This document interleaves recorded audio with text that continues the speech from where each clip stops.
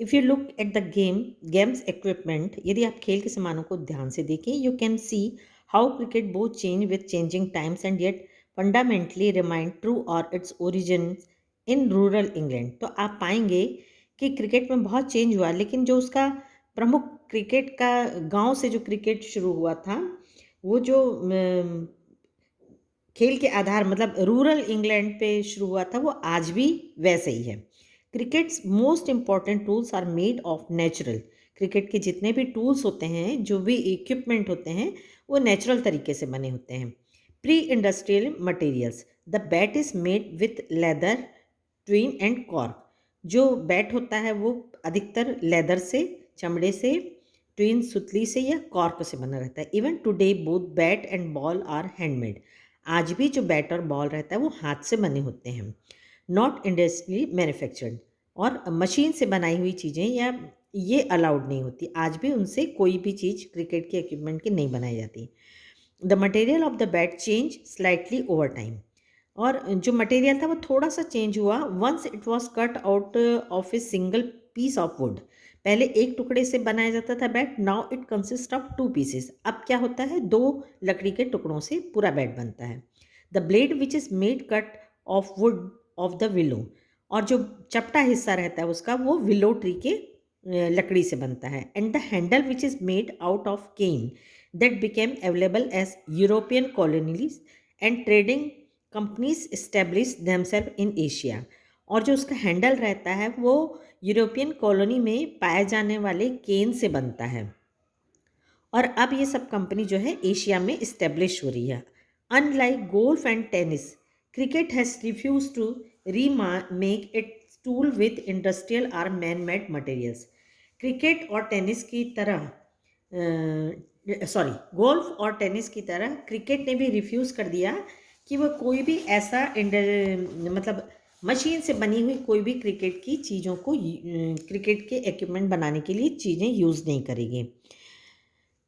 Man made materials plastic, fibre glass and metal have been formally rejected. जैसे कि man made चीज़ें क्या क्या होती हैं, प्लास्टिक होता है, फाइबर ग्लास होता है, मेटल होता है, ये सब चीज़ों से नहीं बनता था, बल्कि किस चीज़ से बनता था, नेचुरल चीज़ों से बनाया जाता था।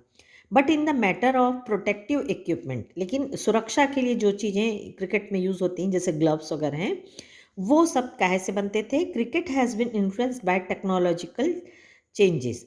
तो इन सब चीज़ों जो प्रोटेक्टिव इक्विपमेंट है उसके लिए टेक्नोलॉजी चेंज की गई और नेचुरल के बदले मैनमेड चीज़ें यूज़ की गई।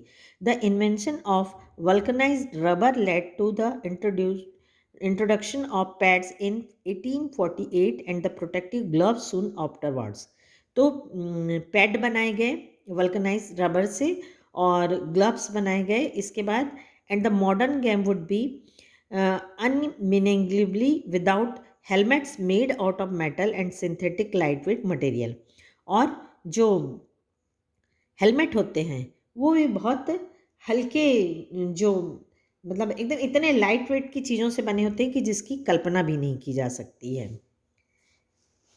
The origin of Indian cricket are to be found in Bombay, and the first Indian community to start playing the game was a small community of the Parsis। तो पहले, सबसे पहले भारत में जो क्रिकेट खेला गया वो कहाँ पर खेला गया, मुंबई में खेला गया, जिसे पहले हम बॉम्बे कहते थे। और किसके द्वारा खेला गया, जो भारत में बहुत कम लोग बचे हैं, बहुत छोटी कम्युनिटी मानी जाती है पारसीस लोगों की, उनके द्वारा खेला गया। Brought into close contact with the British, क्यों खेला गया, क्योंकि वो ब्रिटिश के कॉन्टेक्ट में बहुत रहते थे, because of their interest in trade and the first Indian community to westernise. और क्यों उन लोग इंटरेस्टेड रहे इसमें, क्योंकि उनका व्यापार जो चलता था और बिजनेस के सिलसिले में, ट्रेडिंग के सिलसिले में उन लोग जो ब्रिटिश हैं उनके कांटेक्ट में आते थे, और इसलिए उन लोग क्रिकेट खेलना शुरू करिए, वेस्टर्नाइज हुए। The Parsis founded the first Indian cricket club, the Oriental Cricket Club. उनका सबसे पहला क्लब कहाँ बना, Oriental Cricket Club in Bombay in 1848 में उन्होंने सबसे पहले मुंबई में ओरिएंटल क्रिकेट क्लब बनाया। Parsis club were founded and sponsored by Parsis businessman like the Tatas and the Wadias. आज भी आप टाटा और वाडिया का नाम सुनते हैं, तो वो लोग स्पॉन्सर्ड करते थे। आपको मालूम है अभी भी जितने भी क्रिकेट के मैच होते हैं कोई ना कोई स्पॉन्सर्ड होता था, तो उनको ये लोग स्पॉन्सर्ड करते थे। The white cricket elite in India offered no help to the Parsis. तो उस समय जो एलीट क्लास थी, एलीट क्लास कौन थे? ये इंग्लिश ब्रिटिश लोग जो हमारे ऊपर शासन करते थे, वही लोग जो भारत में रहते थे, वो कोई भी हेल्प नहीं करते थे पारसीज को क्रिकेट के लिए। In fact there was a quarrel between the Bombay Gymkhana a whites only club. और बल्कि उनके बीच में झगड़ा होते रहता था। बॉम्बे जिमखाना जो अंग्रेजों का था वो, एंड पारसीज क्रिकेट और पारसी क्रिकेटर्स के बीच में, over the use of public park. तो पब्लिक पार्क होते हैं, ग्राउंड होते हैं, मैदान होते हैं, उनको में खेलने के लिए दोनों के बीच में अधिकतर झगड़े होते थे। The Parsis complaint that the park was left unfit for cricket because the polo ponies of the Bombay Gymkhana dug up the surface।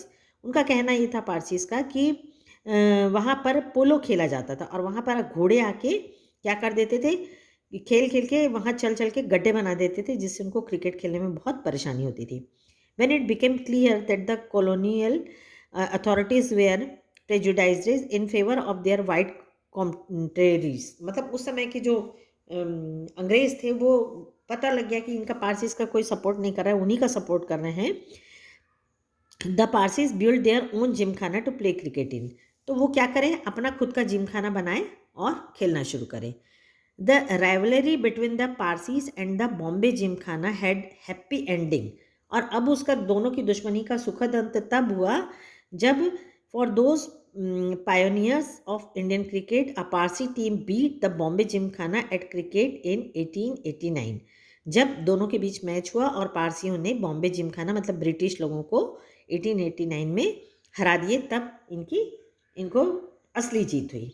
Just for 4 years after the foundation of the Indian National Congress in 1885। अभी थोड़ा सा history का touch है कि जब 1885 में भारतीय कांग्रेस बनी, was lucky to have amongst its early leaders the great Parsi statesman and intellectual दादा भाई नौरोजी। और उस समय ये दादा भाई नौरोजी का नाम आपने सबने सुना है, तो वो क्या थे, वहाँ पर पहली बार भारत के जो भारतीय इंडियन नेशनल कांग्रेस बनी, उसमें दादा भाई जो नौरोजी थे वो नेता बने हैं।